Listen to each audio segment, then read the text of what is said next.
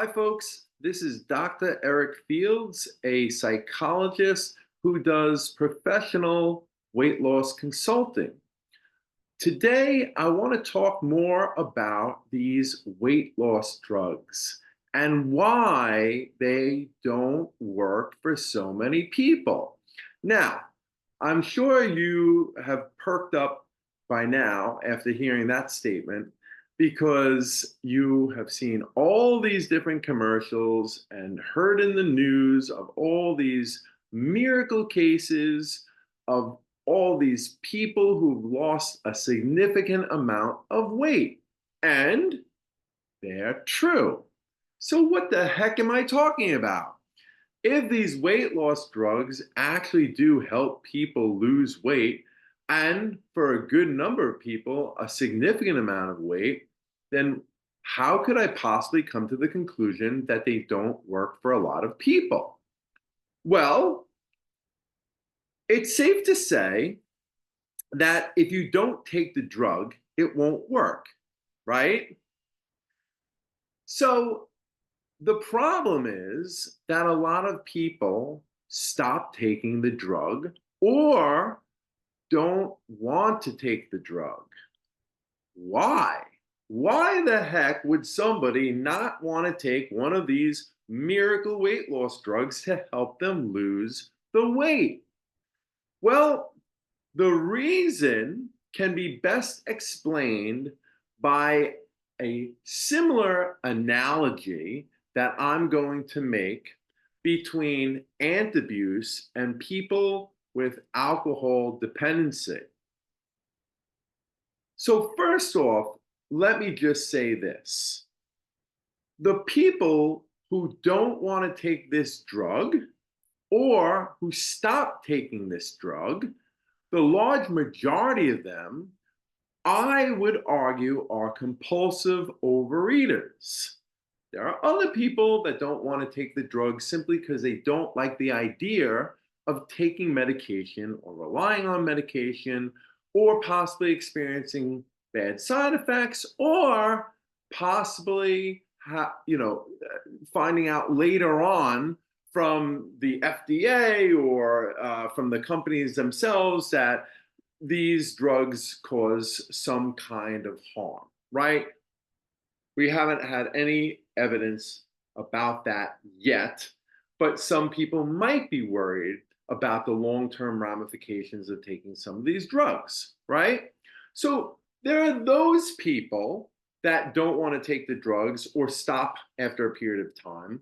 But the large majority of people that don't want to take these drugs and stop if they do take them after a short period of time are people who are food dependent, the compulsive overeaters. I was one of them. So, what's this analogy I'm talking about? I'm sure you've perked up even more since I brought up this seemingly totally unrelated kind of analogy, right? Antabuse is a drug that was readily prescribed back in the day for people with alcohol addiction. And the way the drug worked was you would take it in the morning and it basically served as a significant deterrent from drinking because if you drank on this drug that stayed in your system for at least a day, you would get extremely ill and sick. And so, if you took this drug in the morning, regardless of how bad your cravings were, the large majority of people would not drink, at least not that day, for fear of getting so sick and ill. And the few people that decided to drink anyway, well, they had the very unfortunate experience of going through a very hellish day. Okay, so why am I comparing the weight loss drugs, these miracle weight loss drugs, to ant abuse? Well, of course, the analogy isn't a perfect analogy, right? When you take a drug like Ozempic, you're not going to get violently ill if you eat, right? In fact, they could never have a kind of drug like that because the difference between alcohol and food is simple. We need food, we don't need alcohol. So these weight loss drugs don't make you ill if you eat. What they do is greatly curtail your appetite so you just don't want to eat as much. Okay? With ant abuse and these weight loss drugs, the only way they work is if you take the medication. Do you know why ant abuse has failed so badly as a drug to help people with alcohol addiction? Can you guess? Yeah, because hardly anybody wants to take it. To a lot of you, that might sound a little surprising if you are a person with an alcohol addiction and really want to stop drinking. Like, why would those people not take it? The reason why they don't take it very often is because they want that door to be left open just in case. They want to have the option of drinking just in case. Just in case what? Just in case the urges are too bad, the cravings are too bad. They just can't cope that day. Something horrible happens that day, and they just can't stay sober. They don't want to stay sober. Um, they don't want to close that door completely because they know intuitively that they have relied on alcohol for a long time to help them cope. That's not an illusion. They absolutely have been dependent and reliant on alcohol to help them cope. And what's also not an illusion is knowing that if they don't have the alcohol, it is going to be extremely hard to cope with life in general, and especially if challenges arise. Well, guess what? This is the same reason why compulsive overeaters so often don't want to take these weight loss drugs or stop after a little while. Because these weight loss drugs reduce your food cravings, your appetite, and basically your eating behavior decreases. This eating behavior you have relied on, just like a person with an alcohol addiction has relied on alcohol to help you cope. If this weight loss drug greatly reduces your eating behavior and food does not become such a central focus of your day like it has been historically for so long, then what? You're forced to cope with life on your own without food. These weight loss drugs take away people's security blanket. So, am I saying that if you're a compulsive overeater, you shouldn't take these drugs? No.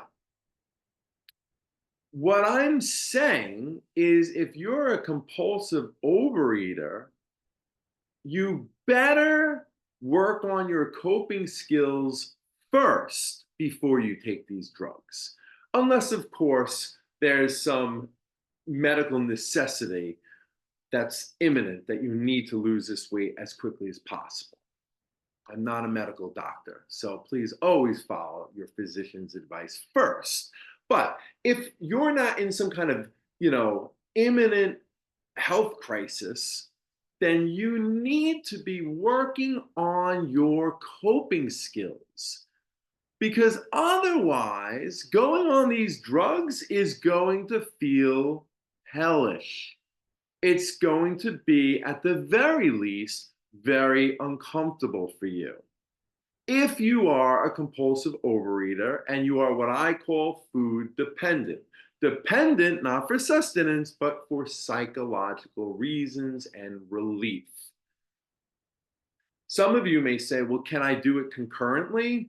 You could, but the only problem with trying to work on your coping skills while you're taking these weight loss drugs is it takes a while to develop really good, solid coping skills if you have been ignoring them for a while, right?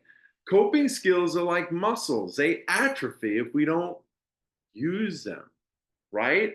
We lose them if we don't use them. So, a better course of action would be get your coping skills developed, start having a healthy relationship with food, break the food dependency, and then if you want to kind of fast track your weight results after that, your weight loss results after that, then by all means you can go on the weight loss drugs and reap those benefits. But many of you who are food dependent, compulsive overeaters are going to need to address your coping skill shortage. And you are going to have to start developing a healthy relationship with food and break this dependency. And this is exactly what I help people do.